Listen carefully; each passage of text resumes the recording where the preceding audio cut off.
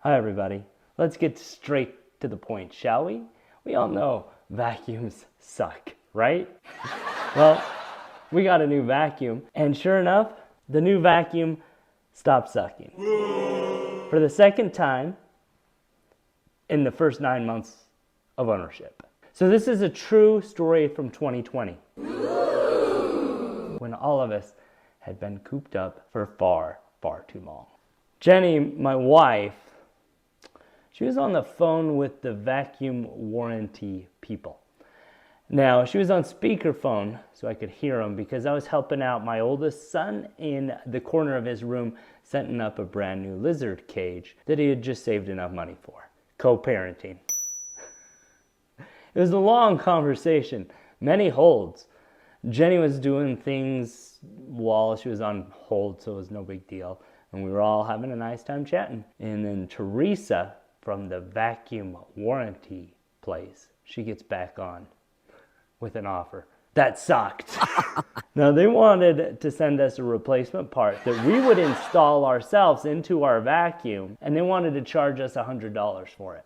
No deal, I said. Let me talk to the lady. Now, it should be noted, I didn't say these words to Jenny with words. I said them with hand and head motions. You know, when you've been together as long as Jenny and I have, you don't need words to communicate, okay? Fight me. Hi, Theresa, is it? Yes. This is Jenny's live-in lover. I'm also the manager when it comes to the procurement of vacuums. Oh, I see.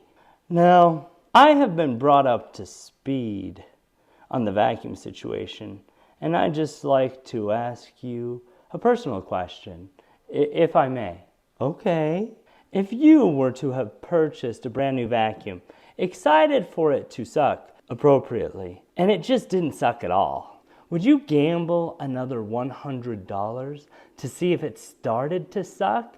Or would you wonder to yourself, this vacuum might be trying to suck more money off of me than dirt? Well, I have never. Because as much as I love investing in a good vacuum like yours, I would feel financially irresponsible if I had to pay $100 twice a year for a new hope of sucking. Well, I think that soon I'd be out on the street with my family, thinking to ourselves, well, this sucks. And for what? All for a vacuum that doesn't suck. I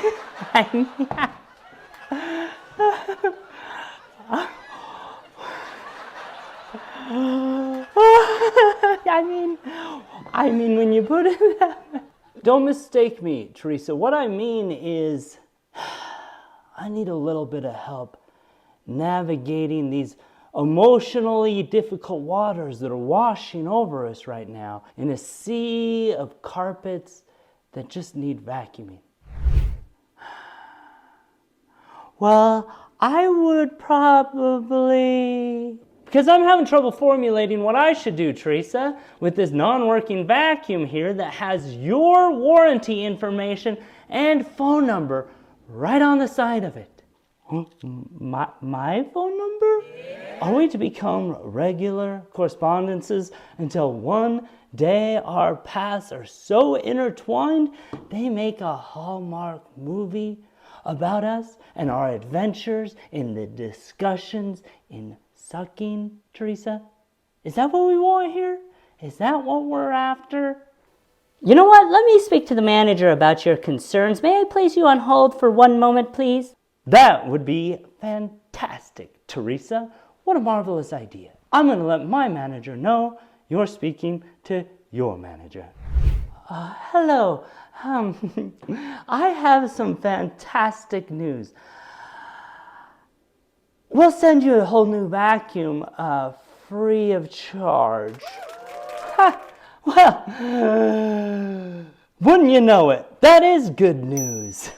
Yes, I thought it was very good news myself. there is just one thing we'll need from you, and that is we just need a video of you cutting the power cord of your current vacuum cleaner clean through. And upon receipt of said video, we will authorize a replacement. You want what?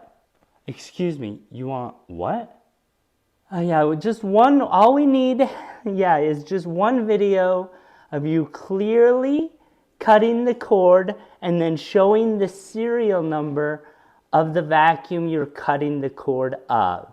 Yeah, I'm gonna need to discuss your demands with my manager. I think they think we're running some sort of vacuum procurement sweatshop where we buy a vacuum, pretend it doesn't work when it's perfectly good, and we have some shut-ins make a phone call and try to get extra vacuums to sell on the black market or something. Now, as good of an idea as that is, we just don't have that kind of entrepreneurial spirit around here. But as a constant jokester, I told Jenny that we should send the video, but pretend the vacuum is begging for its life while we cut the cord, you see. She laughed and laughed. And she rarely laughs at my jokes, so I was really hamming it up, living my best life. And I will give you a moment to imagine my pantomiming to her the scene with my bemused soulmate as my sole audience. Bless her heart. She wanted to actually do it, and she got real serious, and she started insisting we do it, like talking about planning doing it. And when I say we do it, she meant me do it with her filming. Kind of hot, right? So I started to feel a little bit, nervous about the idea, and that's when I knew we were gonna do it. But I still demurred, oh no. She used her wife powers on me, and I said there's only gonna be one take, because once we cut the cord, it's over, And she's like, "You got this." And that's when I started to feel real nervous. This is 2 years ago. But anyway, that's how there came to exist a video of me in real life that we sent to real life vacuum customer service people, of me tying up our vacuum on a chair in our basement, telling it had failed us for the last time. The vacuum begged for mercy. Oh, the vacuum begged. All right, vacuum, we're sick of your crap. What are you doing? What are you doing? We're doing what your maker told us to do. Now, where's your serial number? I'll never tell. Tell us, vacuum. Tell us. Okay, it's on my side. Okay, get a good shot of this. Right there. All right, vacuum. You're done for. No, not the cord cutters. Now what? Why are you doing this? Your makers told us to do it. You haven't been doing your job like you were supposed to, so you're done for. No!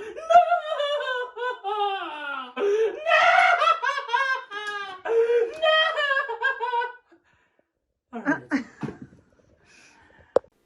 The funniest part of the video is Jenny pointed out that I'm so ridiculous in regular life that there's Sawyer wandering around just like nothing's happening, just setting up his cage. Enjoy.